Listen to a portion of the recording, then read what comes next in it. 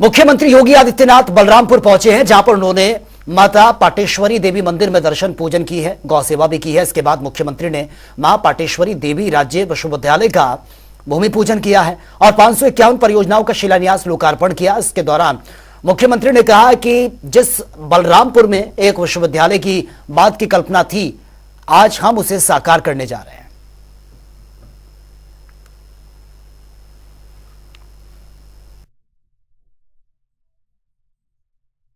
100 bed के अत्याधुनिक hospital का जो अगले वर्ष मेडिकल कॉलेज बन जाएगा स्वर्गीय अटल बिहारी वाजपेयी जी के नाम पर बलरामपुर में, आज हमने उसका उद्घाटन भी कर दिया।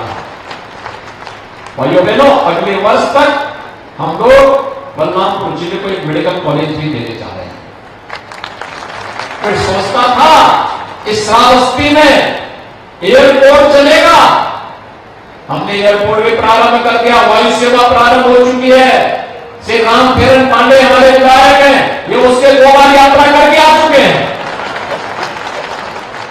देखो ना, लगते सीधे हैं लेकिन हवाई जहाज की यात्रा, श्रावस्ती से सीधे बैठ करके लखनऊ। लेकिन वे अकेले नहीं गए, कार्यकर्ताओं को लेकर के गए।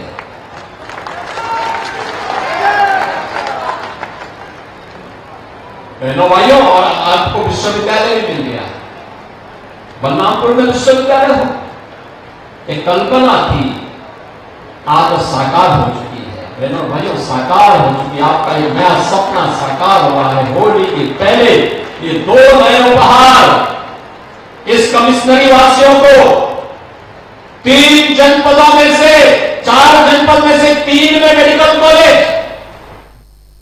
और बीजेपी के राष्ट्रीय उपाध्यक्ष और यूपी लोकसभा चुनाव प्रभारी बैजयंत जय पांडा जो हैं, आज अमेठी पहुंचे थे, जहां पर उन्होंने एक बार फिर से बीजेपी की शानदार जीत का दावा कर दिया है।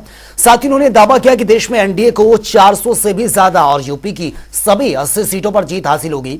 और इसी के साथ ही उन्होंने कहा कि अमेठी से स्मृति ईरानी प्रचंड बहुमत के साथ ऐतिहासिक जीत भी दर्ज करेंगी।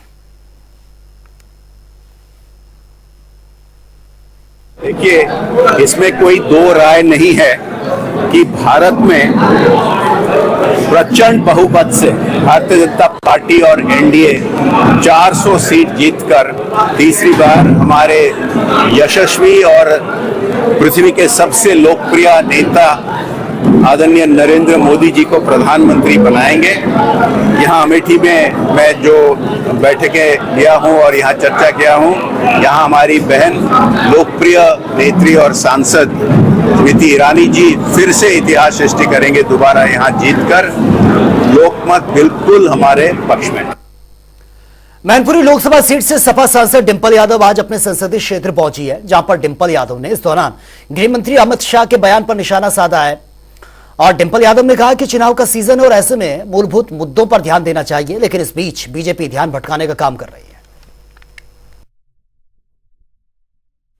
चुनाव का माहौल है और जनता के पास हम लोगों को समझाने के, बताने के बहुत सारे मुद्दे हैं, चाहे वो महंगाई का मुद्दा हो, चाहे वो किसानों का मुद्दा हो, एमएसपी का मुद्दा हो, चाहे वो युवाओं की रोजगार का मुद्दा हो, चाहे वो महिलाओं की सुरक्षा का मुद्दा हो। तो सीए जैसे जो ये इस जो लागू किया गया एकदम एंड मौके पे, तो जनता समझ रही है कि ये चुनाव से डिफ्लेक्ट करने के लिए या लोगों का ध्यान हटाने के लिए मेन मुद्दों से इसीलिए सीए का मुद्दा है। तो चलिए खबर में आगे बढ़ते हैं। फतेहपुर की सांसद और केंद्रीय मंत्री साध्वी निरंजन ज्योति आज फतेहपुर के दौरे पर रही हैं, जहां पर उन्होंने कई कार्यक्रमों में शिरकत की। इस दौरान साध्वी निरंजन ज्योति ने विपक्ष की ओर से ईवीएम का विरोध करने पर निशाना भी साधा है। ईवीएम खराब थी तो तेलंगाना कैसे जीत गए? ईवीएम खराब थी तो फिर कर्नाटक कैसे जीत गए? ईवीएम यदि खराब थी तो आप हिमाचल जीत रहे हैं, पश्चिम बंगाल जीत रहे हैं, केरला जीत रहे हैं, अन्य पार्टियां जीत रही हैं। मुझे लग रहा है जितना देश प्रगति कर रहा है तो आधुनिकता की तरफ तो जाना ही पड़ेगा। लोगों को लंबी लंबी लाइन लगानी पड़ती थी और लोकसभा का रिजल्ट तो 4-5 दिन के बाद आता था। और मुझे लग रहा है कि इन्हीं चीज़ों में ये लोग गड़बड़ियाँ करते थे। जनता का वोट सही मायने में जहाँ जाना चाहिए वहाँ नहीं पहुँच पाता था। और वो जहां बैलेट पेपर होता था उसी में काम तमाम हो जाता था। सुभाषपा के राष्ट्रीय अध्यक्ष ओम प्रकाश राजभर के बयान से नाराज होकर फर्रुखाबाद जिला अध्यक्ष ने इस्तीफा दे दिया है। दरअसल संजेश कश्यप पिछले करीब 4 सालों से जिला अध्यक्ष के पद पर आसीन हैं और एक कार्यक्रम के दौरान ओपी राजभर ने पहचानने से उनको इनकार कर दिया था, जिसके बाद से वो नाराज चल रहे थे। हमारा मामला है, हमारे राष्ट्रीय अध्यक्ष माननीय ओम प्रकाश राजभर जी 11 तारीख को थाना नवाबगंज में एक घटना हुई थी। हमारे विधानसभा अध्यक्ष को के साथ थोड़ी अपद्रा टिप्पणी की थी प्रशासन द्वारा, तो उस मैटर को लेकर हमारे राष्ट्रीय अध्यक्ष जी ने कहा, बयान दिए थे कि फर्रुखाबाद के जिला अध्यक्ष को हम पहचानते नहीं। इसी कारण मैं स्वदेव भारत समाज पार्टी से 4 साल से जुड़ा हूँ और पूरे निष्ठा से काम करता था। आज हम स्वदेव भारत समाज पार्टी से इस्तीफा दे रहे हैं।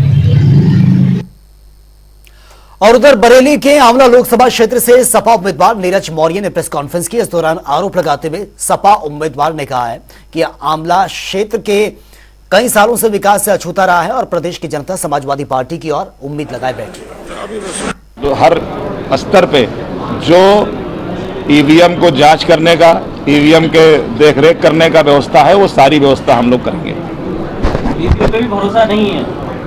नहीं, ईवीएम पे तो भरोसा है। जो उसको संचालन करते हैं वो कभी कभी गड़बड़ी करते हैं, लेकिन इस बार जिस तरह से चंडीगढ़ में चुनाव में धांधली करने के लिए एक अधिकारी पे मुकदमा लिखा जा रहा है, इसलिए अब मुझे लग रहा है कि अधिकारी भी सजग होंगे और कोई गड़बड़ करने की चेष्टा नहीं करेगा। लगातार आप जनता के बीच में जा रहे हैं, सबसे ज्यादा कमियां किस बात की कमियां पाई जा रही है? सबसे ज्यादा लोग परेशान हैं गौ माता से, और किसान भी परेशान है और गाय माता भी परेशान है। एक तरफ लोकसभा चुनाव को लेकर एनडीए लगातार जीत का दावा कर रही है, तो दूसरी ओर एआईएमआईएम के सपा और कांग्रेस पर जमकर निशाना उन्होंने साधा है। अखिलेश यादव को बुद्धिहीन बता दिया। प्रदेश प्रवक्ता मोहम्मद फराद ने कहा है कि इन दोनों के कारण ही एक बार फिर से नरेंद्र मोदी प्रधानमंत्री बनने जा रहे हैं।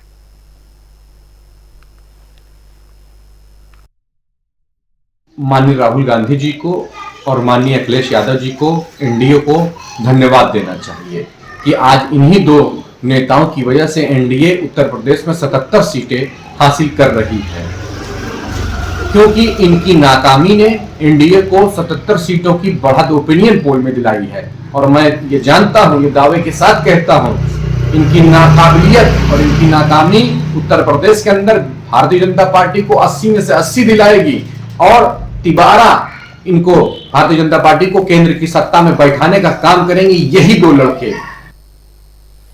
और उधर बीजेपी सांसद रामशंकर कठेरिया आज इटावा पहुंचे, जहां पर उन्होंने भरथना में हाईवे के निर्माण कार्य का भूमि पूजन कर शिलान्यास किया। इस दौरान रामशंकर कठेरिया ने कहा कि इस हाईवे के निर्माण से जनता को जाम की समस्या से छुटकारा मिलेगा। 13 किलोमीटर की सड़क बन रही है, 13.7 किलोमीटर और लगभग 70 करोड़ रुपए इस पर लागत आ रही है।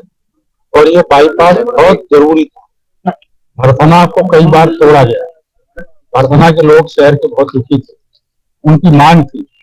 और मुझे दुख यह है कि सपा की सरकार यहाँ रही, केवल भरथना तोड़ती रही लेकिन बाईपास नहीं बना। हमने उस मांग को, बाईपास को स्वीकृत करा के और आज उस काम का शुरुआत है। पारिवारिक आईडी बनने के बाद ऑटोमेटिक ही सरकार के खजाने से पेंशन योजना का लाभ मिलने लगेगा, यह कहना है समाज कल्याण मंत्री असीम अरुण का। उन्होंने कहा है कि पेंशन में भ्रष्टाचार पर लगाम लगाने के लिए सरकार चुनाव के बाद फैमिली कार्ड और आधार कार्ड को लिंक कर ऐसी योजना लाने जा रही है जिससे लोगों को सीधा फायदा मिलेगा और ऑफिस के चक्कर नहीं काटने पड़ेंगे। पिछले समय में अन्य सरकारों में स्कॉलरशिप और वृद्धावस्था पेंशन जैसी योजनाओं में बड़े घोटाले हुए। एक व्यक्ति के नाम से 4-4 बार निकाल लिया गया। इसको ठीक करने के लिए आधार से जोड़ा गया, जिससे कि एक व्यक्ति एक ही बार निकाल पाए और साथ साथ डायरेक्ट बेनिफिट ट्रांसफर डीबीटी खाते में पैसा दिया गया। अब इसको और मजबूत करने के लिए योगी जी ने एक व्यवस्था बनाई है जिसको फैमिली आईडी कहा गया, यानी परिवार की राशन कार्ड के जरिए हमको पता है कि कितने सदस्य हैं, वो कौन सी योजनाएं प्राप्त कर रहे हैं, कौन सी योजनाओं के लिए अनुमन है, दोनों चीज़ हमको